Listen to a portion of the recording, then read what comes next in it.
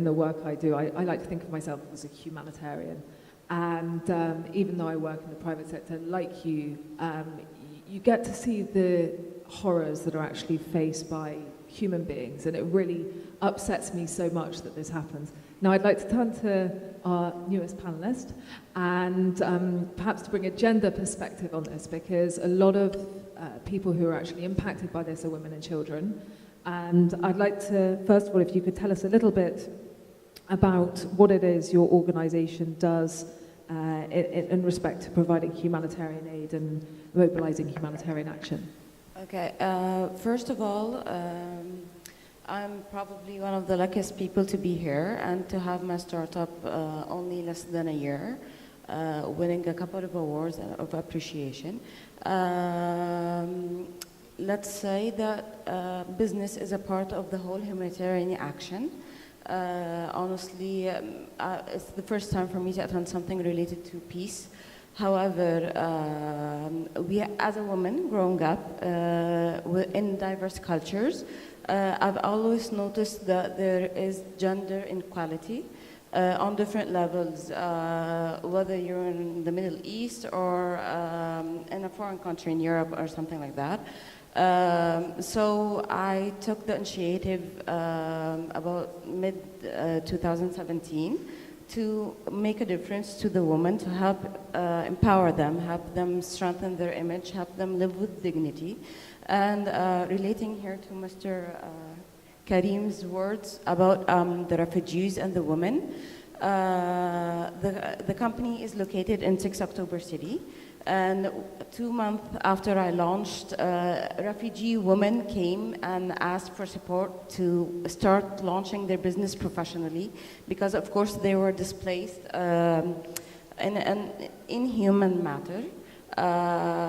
Some of them did not complete their education, others had to work in other sectors regardless of their education and stuff like that. And all of them lacked the financial support. And they just wanted to provide safety for their families and stable income.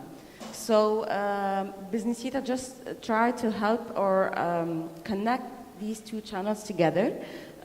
We work on the women themselves, their mindset. We try to overcome the damage that happened, regardless if they're refugees or just regular women under societal stereotypes. We empower them by giving them the knowledge, the power, by showing them how to, guiding them through the process of starting their own business with their idea, validation, stuff like that. Of course, this change in their mindset automatically reflects on their children. I have, till now, in about 6 months, I have 7 success stories. Of women who actually launched their business. 3 of them are refugees, Syrian, and the other 4 are regular Egyptians. And some of them, regardless the marital status, but all of them have noticed their upgrade or their development in even with their kids and making the difference on their level. Can you tell us a success story? I tell you a success story of one of them. One of my clients is called Randa. She is a Syrian. She was displaced. She was an AUC graduate from Syria. She was displaced to Cairo about 4 years ago. She got married away from her parents because not all her parents could attend to Egypt. She had a child about 1 year after that.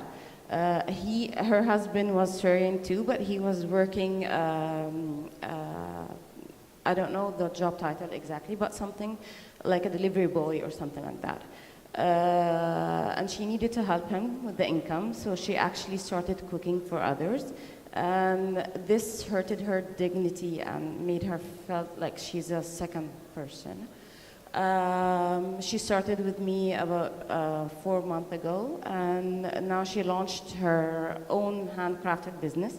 She was always passionate about making decorations and working stuff handmade and stuff like that.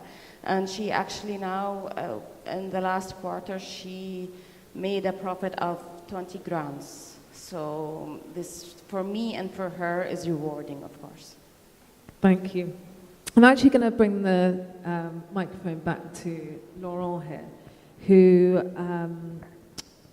can talk to us a little bit about his thoughts on migrants and their role in society.